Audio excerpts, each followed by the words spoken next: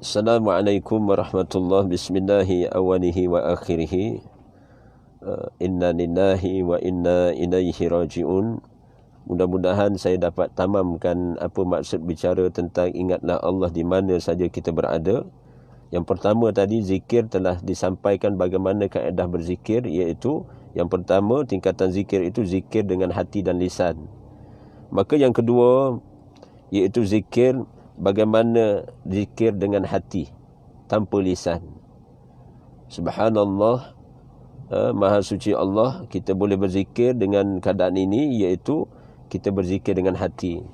Bila berzikir dengan hati, suatu riadah bagi hati, maknanya satu pekerjaan. Hati ni sebenarnya ada pekerjaan dia. Macam kita tubuh badan ni, tangan, kaki, tubuh badan kita ada pekerjaan zahir. Ada satu lagi pekerjaan bagi batin, iaitu pekerjaan bagi hati.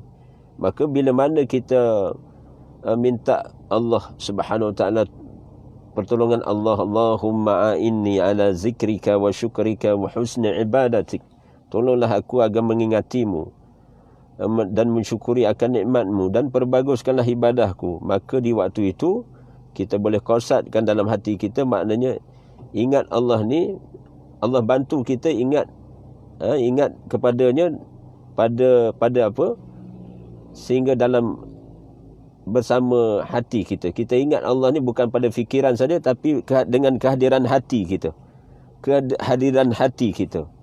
Jadi ini tingkatan zikir yang kedua, tingkatan zikir yang kedua. Subhanallah, ada masa bila lisan kita menyebut beberapa zikir, beberapa kalimah zikir, dan ada masa, banyak masa sebenarnya kita biarkan hati kita ni dalam keadaan bersahaja. Maka apa ruginya saya dan kita semua lakukan satu kerja amal, iaitu kerja amal bagi hati, iaitu mengingati Allah berdasarkan hati kita. Kita gunakan hati kita ni untuk mengingati Allah. Seumpama ada orang dia nak mengingati Allah ni, dia pegang apa? Dia pegang tasbih. Dia pegang tasbih. Tasbih tu yang sama ada yang 100 ataupun yang 10 itu dipegang ni tasbih. Mulut tidak berbunyi, tidak terungkap, tapi dia mengingati Allah dengan wasilah dengan hati dia. Hatta walaupun tak pegang tasbih, tapi gerakkan jari. Jari ini digerakkan dengan bilangan 1, 2, 3, 4, 5 sampailah sekeliling jari ini sehingga cukup 33. Ketika zikir seumpama fi'li perbuatan Nabi ini, boleh berzikir satu, maknanya secara sederhana, suara yang sederhana. Yang kedua, itu dengan cara sir, cara rahsia, cara yang perlahan, maknanya lebih pada pekerjaan hati. Maka itu yang dimaksudkan oleh musannaf kitab ini. Maka zikir yang ketiga, zikir kepada Allah dengan lisan tanpa hati. Zikir yang ketiga iaitu zikir lisan tanpa hati. Dan ini juga mendapat pahala daripada Allah. Dan bagaimana disebut oleh satu riwayah Imam Tirmizi ataupun Imam Tirmizi dengan sanad yang sahih daripada baginda Nabi sallallahu alaihi wasallam, bagaimana Allah Subhanahu Wa Taala berfirman dalam satu hadis qudsi, qala Allahu azza wa jalla,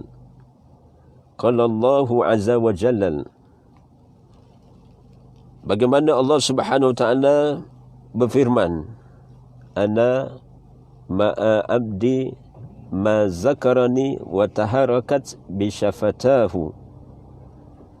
Allah Subhanahu Wa Taala berfirman dalam satu hadis ini, lafaz hadis, yakni hadis qudsi, bagaimana Allah nyatakan ana ma'a abdi, aku, kata Allah, adalah selalu bersama hamba-Ku, yakni teman duduk bagi hamba-Ku, yang selama mana dia mengingatiku dan bibirnya tidak pernah diam daripada menyebut nama-Ku. Kata firman Allah, ana ma'a abdi, ana ma'a abdi. Dinyatakan ana ma'a abdi, ma zakarani wa taharakat bi syafatahu. Mudah diterjemah dengan maksud aku, kata Allah, teman duduk, iaitu aku bersama dengan orang yang sentiasa mengingatiku. Dan dalam keadaan lidah dia dalam keadaan menyebut namaku, kata Allah. Dia tidak lekang pada lidah dia itu untuk menyebut nama-nama yang mengingati akan dia kepada Allah. Ini dalam Sahih Bukhari, dalam Al-Bukhari, dalam kitab Al-Bukhari dan dalam kitab Imam Ahmad maupun Ibnu Majah, termasuk juga Ibnu Hibban menyatakan yang sama. Jadi subhanallah, pernah berlaku kepada Imam Ahmad bin Hanbal bagaimana apabila dia bersama dengan para penuntut ilmunya ataupun bersama dengan orang ramai, dalam keadaan Imam Ahmad bin Hanbal ini dalam keadaan bersahaja saja. Boleh bercakap, boleh berseloroh dan sebagainya. Tetapi bila mana dia pulang ke rumah, dia dalam keadaan yang penuh adab, penuh khusyuk. Kelihatan sungguh sopan dia dengan secara dia bersendirian. Waktu dia seorang-seorang, dia begitu sopan dan dalam keadaan kelihatan fi'li perbuatan ni, kelihatan wajahnya begitu khusyuk, begitu tawajuh. Maka ada yang bertanya kepadanya, sama ada penuntutnya ataupun anak muridnya ataupun ahli keluarganya pernah bertanya, wahai imam, sesungguhnya kami lihat kamu di depan orang ramai ni saja je. Kelihatan kamu boleh sembang, boleh berseloroh, boleh seumpama kebanyakan orang je. Tapi bila kamu balik rumah, kamu kelihatan dalam keadaan penuh sopan dan khusyuk. Kenapa demikian? Maka Imam Ahmad menyatakan, bagaimana mungkin untuk aku dalam keadaan tidak tertib, tidak sopan, melainkan Imam Ahmad aku mengingati. Maknanya dia mengingati suatu maksud tentang hadis, bagaimana Allah teman duduk bagi orang yang mengingatinya. Maka saya kaitkan dengan hadis ni. Allah sendiri menyatakan, ana ma'a abdi ma zakarani wa taharakat bi syafatahu. Aku, kata Allah, teman duduk, yakni selalu bersama hamba-Ku selagi mana hamba-Ku menggetarkan lidahnya. Menggetarkan lidahnya, yakni menggerakkan bibirnya, lidahnya, mengungkapkan, menyebut namaku, iaitu dengan mengingatiku, kata Allah. Subhanallah. Jadi terpakai buat saya dan kita semua zikir. Zikir ada tiga keadaan. Satu, saya ulang sebut berdasarkan syarah kitab ini, iaitu apa? Iaitu yang pertama, lidah dan hati ada bersama ketika berzikir, ada connection. Kerana apabila sesuatu yang diungkapkan, tentulah dia puncanya daripada hati yang dalam ini.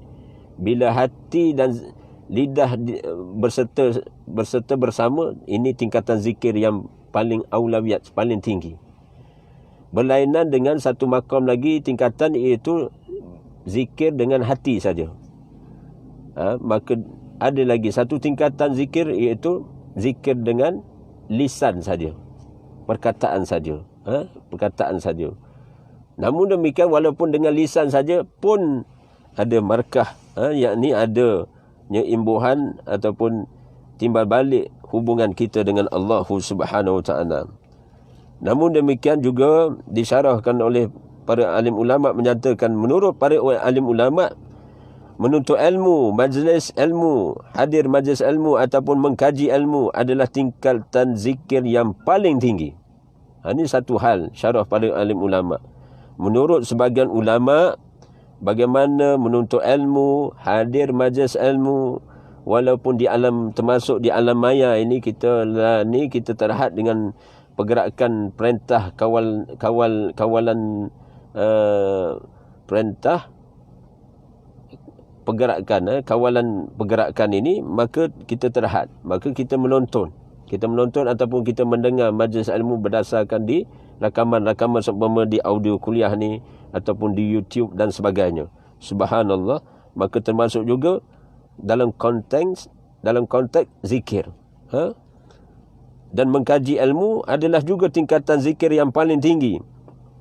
Kata musannif kitab ini, kamu duduk untuk mengetahui hukum-hukum solat, mengetahui hukum-hukum puasa, mengetahui peraturan yakni muamalat tentang jual beli, mengetahui hukum-hukum fiqh dan mengetahui hadis dan tafsir, adalah termasuk tingkatan zikir yang paling tinggi di sisi Allah Subhanahu Wa Taala, kerana itu adalah majlis ilmu Allah, majlis iman dan majlis syurga Allah.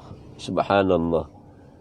Apa maksud betapa menuntut ilmu ini satu yang paling di antara paling tinggi zikir kepada Allah? Kerana majlis ilmu, majlis yang berkaitan dengan iman kepada Allah.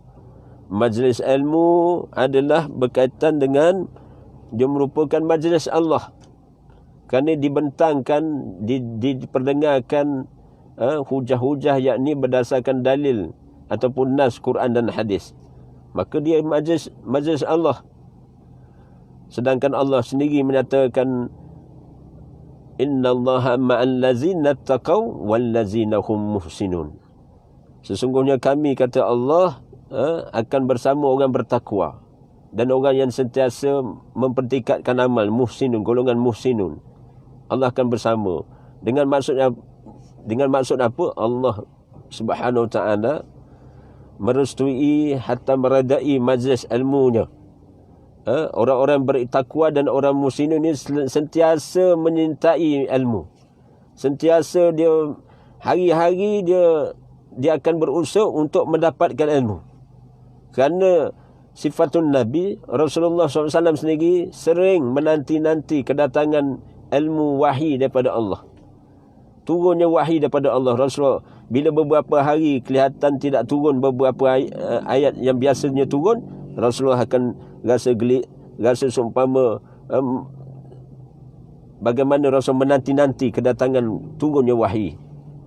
Begitulah sifat orang bertakwa dan golongan muhsinun ini sentiasa. Alhamdulillah sekiranya kita ada sifat, maknanya kena ada satu sifat keadaan hati kita rasa tak seronok kalau tak baca kitab. Rasa tak seronok, macam rasa tak sempurna jiwa kita ni kerana tidak berzikir dan sebagainya. Dan dimaksudkan zikir itu hadir majlis ilmu ataupun dalam masa sama dengan maksud kita sentiasa menuntut ilmu walaupun dalam mana keadaan pun. Subhanallah, telah disyarahkan bagaimana menuntut ilmu itu sebagai suatu zikir, dan apatah lagi berkaitan dengan kita menuntut ilmu hadis, ilmu tafsir, dan termasuk ilmu cabang-cabang yang lain, termasuk juga zikir yang aulawiyat yang kita kena usaha lakukan. Subhanallah. Maka dinyatakan tentang faedah zikir. Dinyatakan faedah zikir. Tadi tentang jenis zikir. Maka pada kesempatan yang ada ni saya kemukakan sedikit sebentar lalu apakah fadail tentang dia disebut manfaat ataupun faedah berzikir ini. Ulama menyatakan ada 100 faedah zikir ini. Rupanya ada sampai 100 faedah zikir ini. Kaifiat dia ataupun rahsia dia. Di antara cabang manfaat zikir ataupun faedah zikir ini, pertama untuk mendekatkan diri kepada Allah. Ini rasmi. Kerana apa tadi? Telah dibaca tentang ayat bagaimana bila mana kita fazkuruni azkurukum. Kerana itu ingatlah aku, niscaya aku akan ingat kepada kamu. Maksudnya untungnya siapa yang sentiasa ingat Allah, Allah akan ingat dia. Allah akan ingat dia. Ingat dia. Bagaimana ingatan Allah kepada hamba-hambanya, kita akan dengar pada penerangan yang seterusnya nanti. Kemudian bagaimana menyebabkan Allah redha. Dengan rajin berzikir, maknanya mencapai satu maqam Allah redha. Radiyallahu anhum. Radiyallahu anhum wa radu'an. Bagaimana tingkatan Allah redha. Yang ketiga iaitu dalam diam kita kita akan lihat dalam kitab amalan nanti, bila terima kitab amalan, siapa yang rajin berzikir, maka beratlah timbangan amalnya. Amalan kitab amalannya. Bukankah ada dalam surah Al-Qari'ah,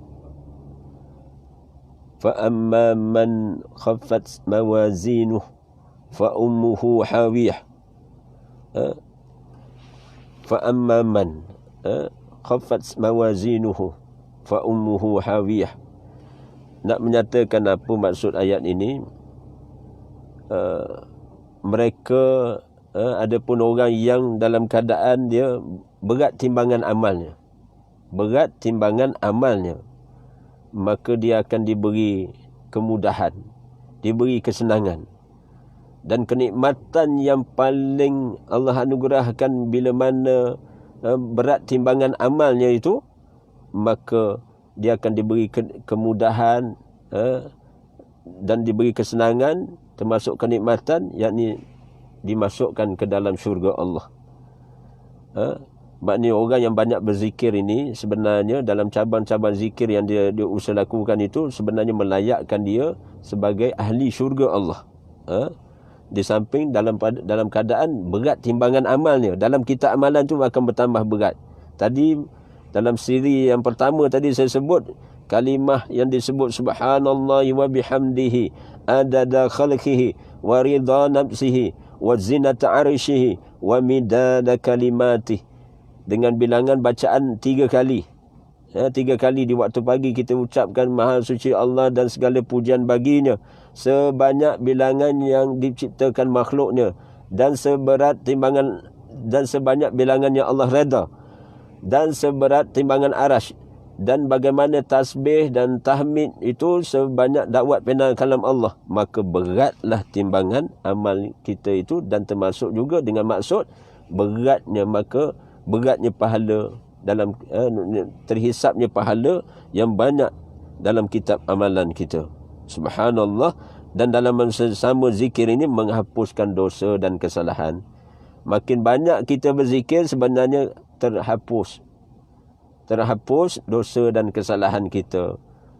Tidakkah hadis yang hasan yang biasa kita dengar, barang siapa mengungkapkan la ilaha illallah wahdahu la syarikalah lahul mulku wa lahul hamd wa huwa ala kulli syai'in qadir wa la hawla wa la quwata illa billah, ataupun berhenti setakat la ilaha illallah, tidak ada ilah yang diibadahi melainkan dia, lahul mulku wa lahul hamd, la ilaha illallah wahdahu la syarikalah, tidak ada sekutu baginya, lahul mulk, dia yang merajai kerajaan langit dan bumi, dunia dan akhirat. Kemudian walahul hamd, dan segala pujian baginya, wa huwa ala kulli syai'in qadir, dia maha berkuasa di atas segala sesuatu. Barang siapa mengungkapkan bacaan ini 10 kali di waktu pagi dan petang, di waktu pagi dia ucapkan, yakni ketika selepas solat subuh, dan petang itu nisbah ketika solat asar ataupun maghrib, maka diberi 10 kebaikan. Diberi 10 kebaikan, digugur 10 kejahatan, keaiban diri dia tu, keburukan diri dia digugurkan. Maka dalam masa sama dia dilindungi daripada syaitan pada hari itu. Baca pagi 10 kali waktu pagi, maka dia akan terlindung daripada hasutan syaitan, pengaruh syaitaniah sehingga ke petang. Baca petang, dia akan terhindar daripada syaitaniah sampai ke besoknya. Itu rahsia mengingati Allah dengan kalimah-kalimah tauhid. Kita qasad dengan mana mungkin makhluk boleh tumpang setelah kita letakkan hati kita dengan Allah ni kena pada tempatnya. Hak ni yang disebut wasatiyah ni. Yang disebut wasatiyah ni kena pada tempatnya. Kita letak zikir kita ni, connection kita dengan Allah ni jelas.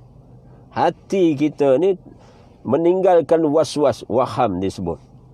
Bila mana seseorang tu mengingati Allah dalam keadaan dia maknanya bukan sekadar sebut pada lidah, tapi hadirkan hati, dengan kehadiran hati dipandu arah oleh ilmu.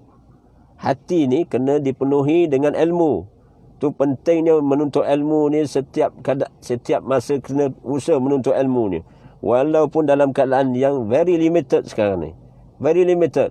Tapi masih ada channel-channel untuk mendapatkan ilmu ni, termasuklah kita menonton ataupun mendengar secara live ataupun secara rakaman di channel TV. Termasuk juga kita boleh download di dalam iPad kita, di handphone masing-masing dan sebagainya. Dan saya tak akan rugilah, insya-Allah saya tak akan rugi bila saya kemukakan, saya bentangkan pada pagi ni bab yang menyatakan ingatlah Allah di mana saja kamu berada. Tadi saya telah baca pada siri yang pertama tadi. Wallahualam, rakaman yang pertama tadi hilang ke mana, gaib ke mana. Mudah-mudahan Allah kekalkan.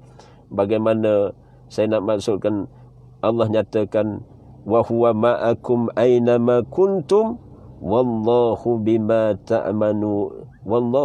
ta'maluna basir. Dia berada di mana saja kamu berada. Dia berada, siapa sifat sempurna bagi Allah, sesempurna bagi Allah, dia berada, maknanya dia dekat dengan kita.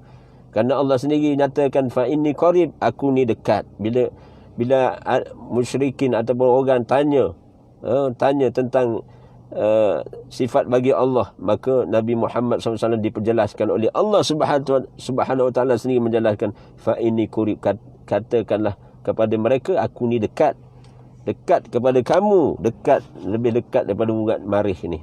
Maknanya ini suatu penguasaan Allah meliputi pada makhluknya. Allah ni memang dekat menunaikan janji-janjinya kepada kita semua. Dan bagaimana hikmah berzikir itu, termasuklah juga mengusir syaitan. Jadi siapa yang terganggu waswas dan sebagainya, banyakkan kalimah-kalimah seumpama, termasuk bacaan Al-Quran tadi, termasuk juga zikir. Ayatul Kursi termasuk zikir. 2 ayat yang terakhir dalam suratul Baqarah dijadikan zikir, dijadikan wirid pun termasuk zikir, sampai akhir ayat. Kemudian 2 ayat yang terakhir, maksud saya ayat 285, 286 dalam suratul Baqarah dijadikan wirid pada waktu pagi, petang dan malam sebelum tidur. Dan bagaimana juga subhanallah, 3 kul disebut, 3 kul, termasuk juga al-kafirun, 4 kul, al-kafirun, al-ikhlas, al-falaq dan an-nas. Ini zikir bila wasilah dengan kitab Allah, dengan kalam Allah, dengan kata-kata Allah, yakni Al-Quran, ayat-ayat Allah, surah dalam Quran maupun ayat-ayat Allah itu sebagai zikir, maka itu zikir yang paling tinggi. Kerana dia daripada sumber ilmu Allah yang sahih, dan kita tak perlu takwil. Dan di antara hikmah berzikir, faedah berzikir ni melapangkan dada.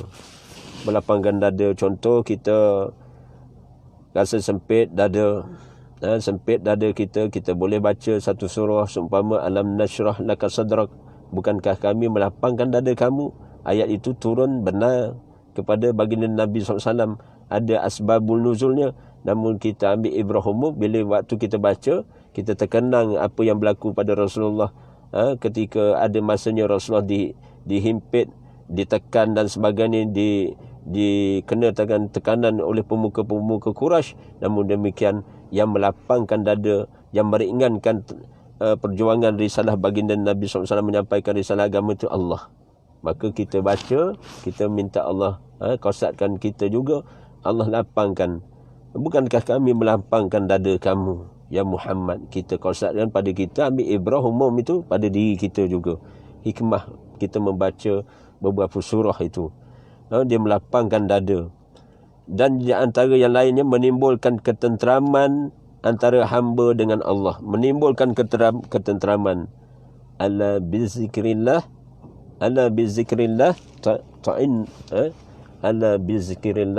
ta'innul qulub. Naam. Cuba ingatkan saya. Ala bizikrillah ta'in. Astaghfirullah, innallaha kana tawwaba. Allahumma salli ala Muhammad wa ala alihi wa sahbihi wa barik wa sallim. Ala bizikrillah ta'innul dengan mengingati Allah. Ala bizikrillah, maka hati ini akan menjadi tenang tenteram. Maka subhanallah, di antara yang faedah berzikir ini subhanallah, iaitu kembali kepada ketaatan. Hasil daripada kita berzikir ini sebenarnya kita leka lalai tu bila kita ingat balik astaghfirullah, astaghfirullah, astaghfirullah, ataupun kita sebut sebelum tu hati kita ni jadi was-was dan sebagainya, kita dahulukan a'uzubillahi as-samin alim minasyaitanir rajim, kemudian kita istighfar, kemudian kita selawat, maka kembalinya kita ini kepada ketaatan kepada Allah. Kerana apa? Banyak musuh akan menggagalkan ketaatan kita kepada Allah. Tali hubungan kita dengan Allah ni sepatutnya sentiasa ada, tapi oleh kerana pengaruh nafsu syahwah, termasuk pengaruh qarin, termasuk pengaruh syaitan, termasuk pengaruh dunia yang menipu ni, mereka ni cuba melegaikan tali ikatan yang sepatutnya kukuh dengan Allah, hablum minallah. Waktu itulah bila kita sedarkan diri kita galik-galik tu, ilmu ilham daripada Allah kembalikan ingatan kepadanya, waktu itu kita baca a'udzubillahi samil alim minasyaitanir rajim. Kemudian kita istighfar, astaghfirullah, kemudian kita berselawat ke atas Nabi SAW. Saya nak kinayahkan tentang bagaimana dua orang sahabat, bila mana mereka ni bergaduh, berdebat sampai bergaduh, naik amarah semua, naik merah muka ni. Kemudian Rasulullah menyaksikan pada sahabat ini dalam keadaan demikian, maka Rasulullah menyatakan, maukah aku ajarkan kepada kalian satu doa. Apabila kamu baca doa itu, nescaya akan terpadamlah api kemarahan kamu. Maka sahabat ini mengiyakan apa yang Rasulullah SAW sebut itu. Allah dan Rasulnya yang lebih mengetahui. Maka Rasulullah menyatakan, sebutlah olehmu a'udzubillahi sabil alim minasyaitanir rajim, ataupun a'udzubillahi minasyaitanir rajim. Maka terpadamlah api kemarahan. Rupanya yang menjadi hijab, yang menyebabkan tali hubungan kita dengan Allah ni putus kerana pengaruh-pengaruh musuh-musuh Allah ni, termasuk musuh kita dan sebagainya.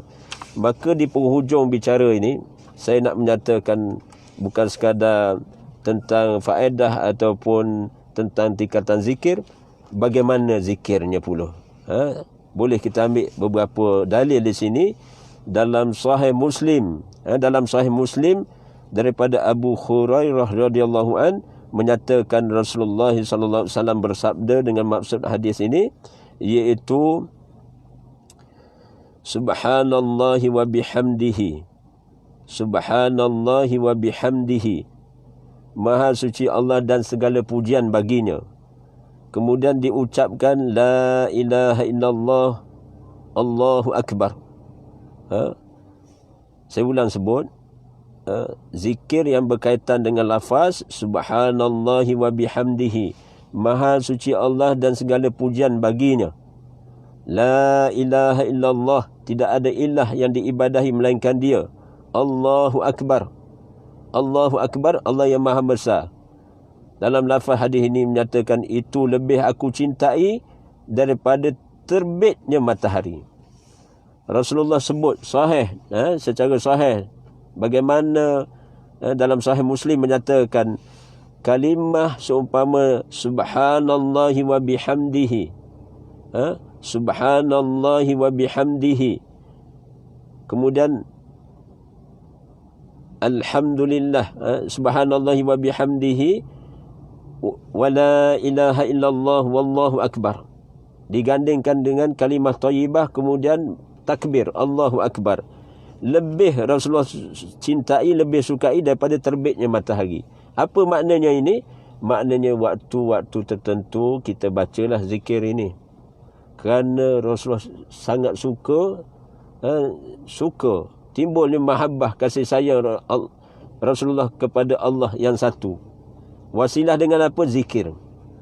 Maknanya bila kita sebut, kita connection kita dengan Allah ni timbul. Hubungan kita online. Kalau lah ni kita online, kalau saya jawab setiap maknanya persoalan ataupun khabar di antara kita akan dekat. Apatah lagi kita sebut kalimah-kalimah yang Allah sendiri bimbing. bimbing Rasulullah, mendidik, mentarbiah Nabi SAW, ucaplah olehmu, iaitu kalimah subhanallah wa bihamdihi la ilaha illallah Allahu akbar. Ini kalimah yang dicintai oleh baginda Nabi SAW dan Rasul sangat suka sebut sebagai wasilah dia berhubung dengan Allah Subhanahu Wa Taala. Ada orang dia berhubung dengan orang yang dia sayang dengan apa? Dengan handphone. Dengan handphone.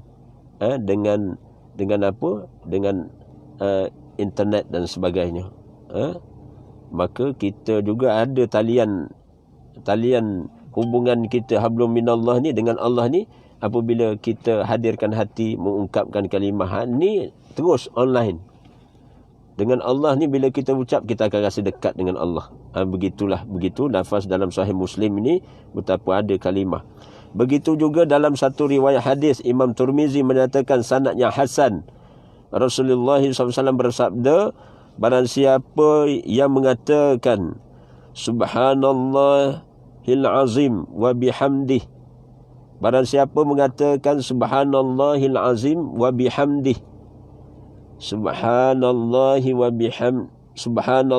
azim, maha suci Allah yang maha agung, wa bihamdih, dan segala pujian baginya, maka baginya akan ditanami satu pokok kurma di dalam syurga. Ini riwayat Imam Tirmizi dan riwayat Imam An-Nasa'i dan Al-Hakim.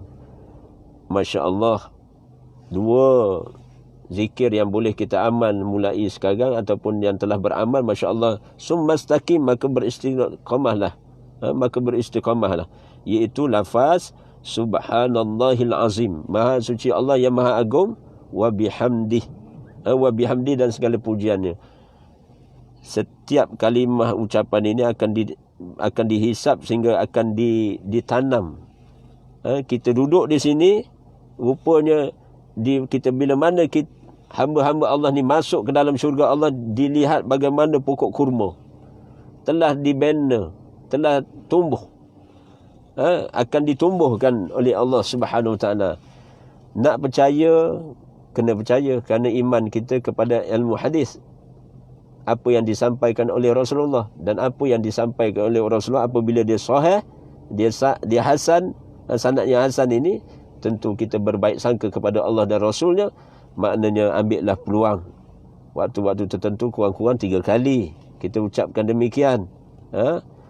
Dan dinyatakan bagaimana subhanallah, dan penutup cukup dengan 3 lafaz zikir pada pagi ini.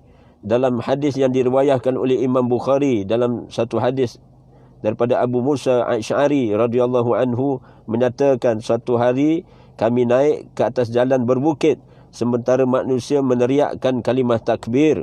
Maka Rasulullah SAW menjumpai mereka dan saya mengatakan di dalam diriku, iaitu la haula wala quwata illa billah. Maka Rasulullah SAW bersabda, wahai Abdullah bin Qais. Saya menjawab, saya memenuhi panggilanmu ya Rasulullah. Beliau mengatakan, aku beritahu kepadamu, aku kabarkan kepadamu bahawasanya la haula wala quwata illa billah adalah salah satu di antara pembendaraan syurga Allah. Nak menyatakan dalam riwayat ini, sahabat-sahabat apabila mereka menaiki lembah, mereka bertakbir. Bertakbir ini maknanya membesarkan Allah. Ada lafaz tasbihnya dan ada lafaz takbirnya. Bila kita naik tempat yang tinggi, kita bertakbir, Allahu Akbar. Mana tempat yang tinggi? Kalau tak jumpa bukit, kita memandu, kita naik, rasa naik sikit antara, walaupun tak daki bukit, tapi kereta tu naik mendaki, maka kita takbir, Allahu Akbar, Allahu Akbar. Kita takbir. Ataupun dalam riwayat yang lain disebut, seumpama riwayat yang sama ini, ketika sahabat ini menyatakan, iaitu dia mengungkapkan dalam hatinya, iaitu satu kalimah la haula wala quwata illa billah, tidak ada daya upaya melainkan kekuasaan Allah. Subhanallah.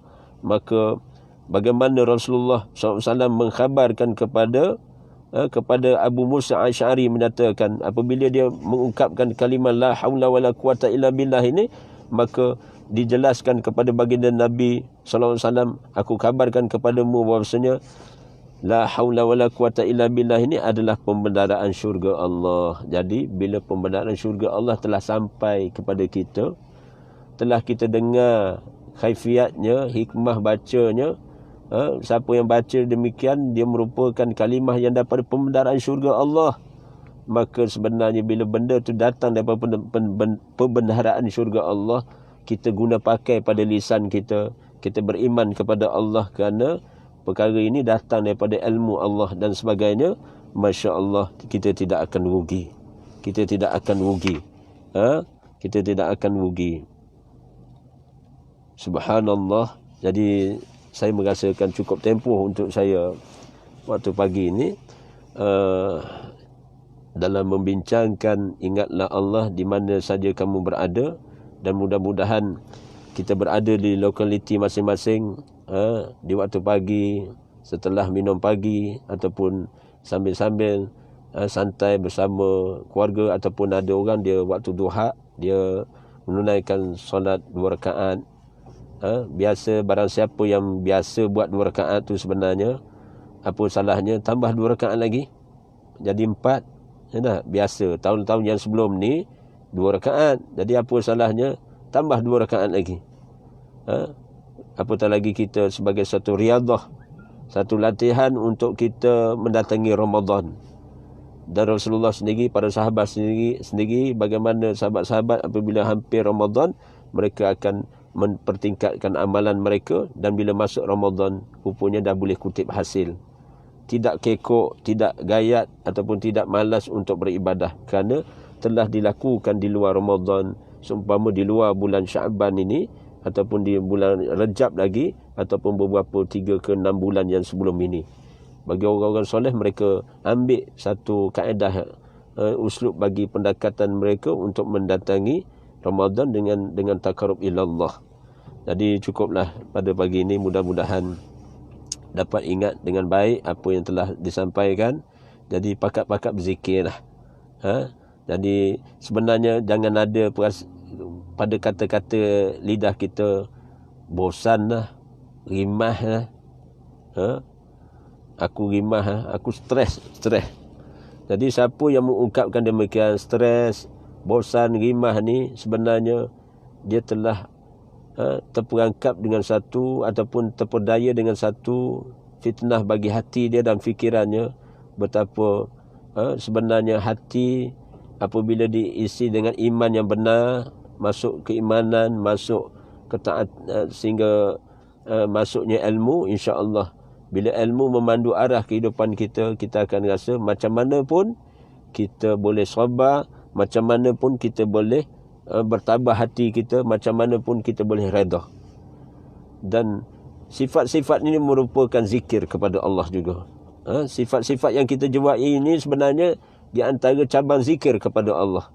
Kerana kita menterjemahkan ilmu Quran, ilmu hadis itu berdasarkan sifat. Maknanya dia membawa kepada sifat kita. Dan sifat itu juga merupakan zikir kepada Allah.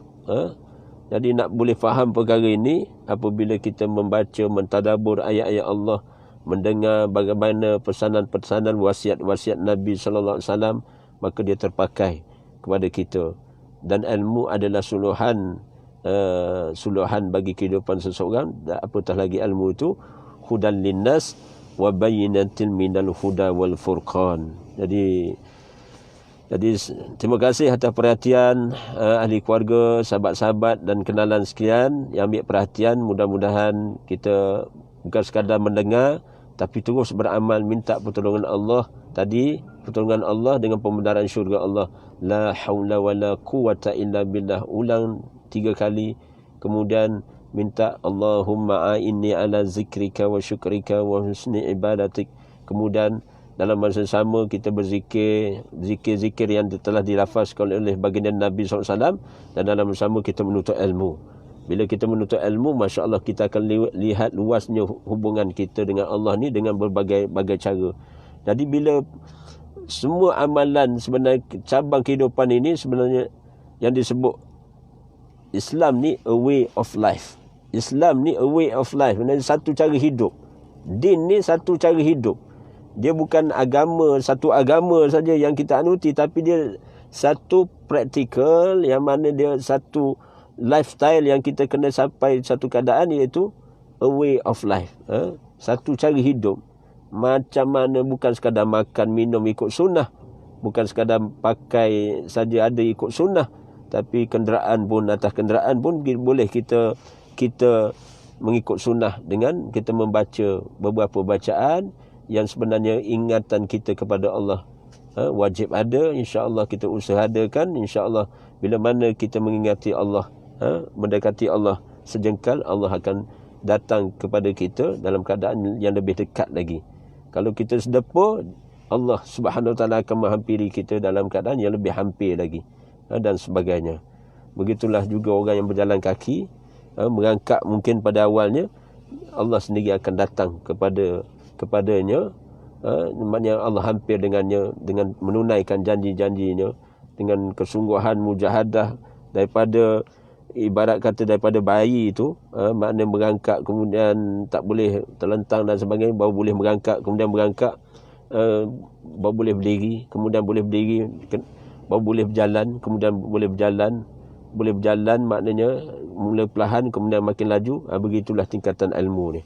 Begitulah zikir bagi setengah hamba kepada Allah. Maknanya zikir dia ada zikir yang berkualiti daripada zikir yang biasa kita baca, kita amal. Tapi bila kita dengar syarah-syarah tentang zikir ni, rupanya luas. Kadang-kadang zikir tu sebut 3 kali, sebut 4 kali, bagaimana hubungan dia dengan Allah tu telah ada, dan dia begitu intim dengan Allah Subhanahu Wa Taala. Jadi cukuplah sekadar ini buat yang menyaksikan pada pertemuan pada pagi ini. Mudah-mudahan dapat beramal dengan istiqamah, dan saya dan kita semua mudah-mudahan ucaplah terima kasih kepada Allah yang satu, alhamdulillah. Dan kita tak akan rugi sering mengungkapkan kalimah hamdalah ini. Apa nak buat, bismillah. Apa nak buat pekerjaan, bismillah.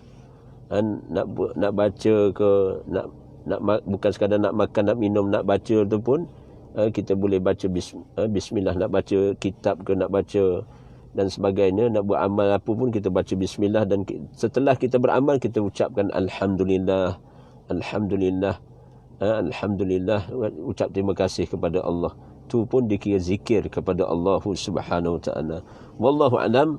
Yang baik itu tentulah ilham daripada Allah Subhanahu Wa Taala. Yang kurang itu kelemahan saya untuk berkongsi manfaat masa dan ilmu pada pagi ini. Kita mudah-mudahan kita berhubunglah dengan Allah sentiasa. Ala bizikrillah tatma'innul qulub. Dengan mengingati Allah, hati kita akan menjadi tenang, tenteram. Cool down, bawa bertenang, ingat Allah banyak-banyak, dan solat sunnah pun kena rajin. Bagi mereka yang tenggelam timbul solat sunnah ni, rajinkan solat sunnah di waktu duha, di waktu malam hari, di waktu sahur, solat sunnah walaupun beberapa rakaat yang kalian dapat. Dan jangan tinggal solat witir, dan jangan tinggal solat ba'diyah zuhur, qabliyah zuhur. Qabliyah zuhur tu menjadi keutamaan Rasulullah juga walaupun ketika musafir. Apatah lagi solat sunnah fajar. Dan ada 12 rakaat solat sunnah yang Rasulullah sentiasa lakukan, qabliyah ba'diyah, di waktu selepas solat fardu itu. Jadi itu pun dikira zikir kepada Allah. Wasilah dengan solat juga dikira zikir kepada Allah.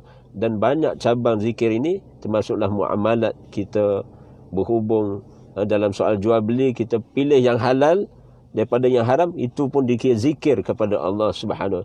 Dan termasuk juga kita berakhlak dengan akhlak yang soleh.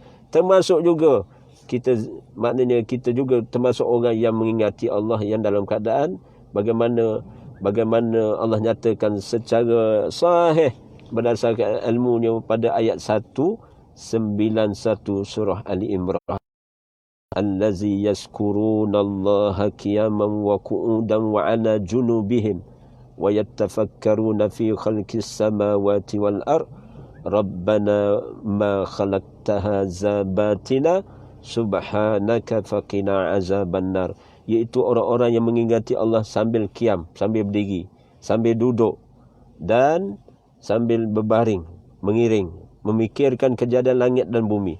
Orang yang bertafakur juga, dia termasuk orang yang zikir kepada Allah. Dan termasuk juga orang yang berdoa, mereka yang berdoa. Orang yang berdoa juga termasuk juga orang yang mengingati Allah. Ketika dia berdoa, siapa yang rajin berdoa, perbanyakkan doa, sama ada angkat tangan, tetap angkat tangan dalam versi doa Rasulullah, itu pun dikira orang yang banyak berzikir kepada Allah. Maknanya dalam doa, dalam surah Ali Imran itu, Ya Rabb, kami tidaklah engkau pelihara kami, dan tidaklah engkau jadikan perkara ini sia-sia. Maha suci dikau, peliharalah kami daripada azab api neraka. Itu satu doa. Jadi doa pun zikir. Jadi mana yang kita kata kita stres, kita bosan, kita rimah, sepatutnya tak boleh keluar, melainkan kena tarik balik ucapan itu dengan istighfar. Astaghfirullah, aku memohon ampun padamu ya Allah. Astaghfirullah, astaghfirullah, la ilaha illallah, huwal hayyul qayyum wa atubu ilaih. Bila sebut al-hayyul al-qayyum tu, hikmah ni Allah hidupkan hati kita balik. Kerana dia yang sentiasa hidup, al-qayyum, dia berdiri dengan sendiri. Bila sebut al-hayyu al-qayyum, ismullahil azam itu, Allah jernihkan balik hati kita ni yang sempit dada, yang bosan, yang rimah ni, yang rasa stres ni, dalam keadaan yang terhad pergerakan dan sebagainya. Subhanallah.